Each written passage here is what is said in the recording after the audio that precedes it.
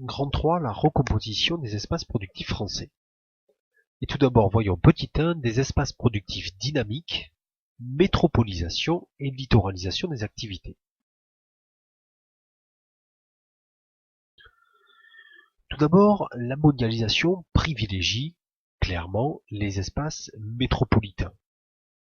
En effet, ce sont des espaces qui polarisent les fonctions économiques, financières, la recherche, ainsi que le développement. Donc, les activités industrielles et tertiaires ont tendance à se concentrer dans un nombre assez réduit d'agglomérations.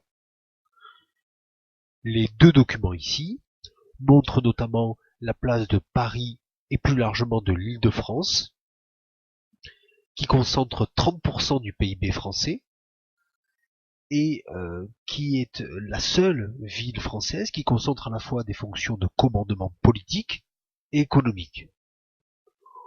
On voit également sur la carte la place de Lyon et de la région Rhône-Alpes. À l'échelon un peu inférieur, on peut compter une dizaine d'autres métropoles françaises, c'est le cas de Marseille, de Lille, de Toulouse ou de Bordeaux, qui sont également ouvertes sur l'Europe et le monde et qui concentrent des activités dynamiques. On va y retrouver des quartiers d'affaires, des technopoles, des gares TGV ou des aéroports internationaux qui permettent de les mettre en relation à la fois entre elles, mais aussi avec l'extérieur. La mondialisation également favorise la littoralisation des activités. En effet, les espaces en situation d'interface sont privilégiés dans les nouvelles dynamiques de localisation des activités. Ainsi, en France, les activités littorales se concentrent essentiellement autour de 4 ZIP, des zones industrielles et portuaires, que sont Dunkerque, Marseille, Saint-Nazaire et Le Havre.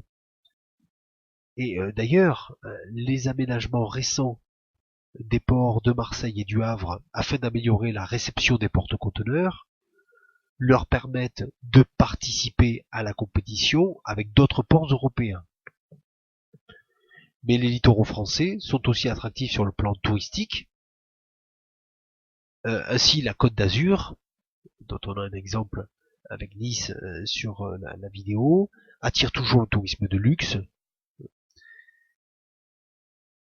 Certains espaces ruraux sont également insérés dans la mondialisation. Alors, il s'agit principalement d'espaces qui parviennent à s'intégrer aux marchés mondiaux et qui sont bien reliés aux grands ports commerciaux. Ces espaces sont très dynamiques, on peut citer quelques exemples, les grands bassins céréaliers tels que vous les avez sur la vidéo, les espaces aussi d'élevage intensif, comme la Bretagne par exemple, et puis certains vignobles prestigieux comme le Bordelais, la Bourgogne ou la Champagne. Alors, dans cette recomposition des espaces productifs français, il faut noter quand même également des espaces en difficulté ou en recomposition.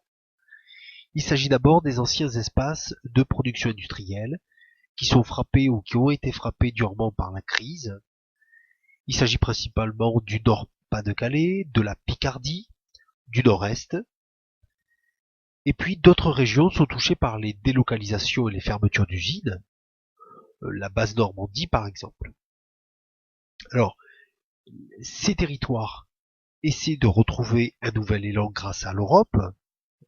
C'est ainsi que les territoires du Nord-Est, pour accueillir ou pour favoriser la venue d'entreprises mondiales ou européennes, mettent en avant leur proximité avec les centres du pouvoir européen. Calais également, par exemple, profite de la proximité du tunnel sous la Manche pour construire à l'entrée du tunnel un grand centre commercial qui s'appelle Cité Europe. Et puis, en petit 3, les territoires qui restent enclavés. Alors, souvent des régions rurales mal intégrées aux marchés mondiaux, régions de moyenne montagne éloignées des grands axes de communication. Alors, ce sont principalement les régions de la diagonale du vide, mais aussi l'intérieur de la Bretagne. Ils ont des caractéristiques communes qui sont d'abord la déprise agricole également la disparition de commerces et de services, qui peut s'accompagner de fermeture d'usines. Alors, il tente de retrouver un dynamisme en développant le tourisme vert. Et puis, deuxième type de territoire enclavé, ce sont les territoires ultramarins. Car malgré le tourisme ou malgré les productions tropicales, ils sont mal intégrés à la mondialisation, ils sont isolés et n'ont pas développé de lien avec leur espace proche.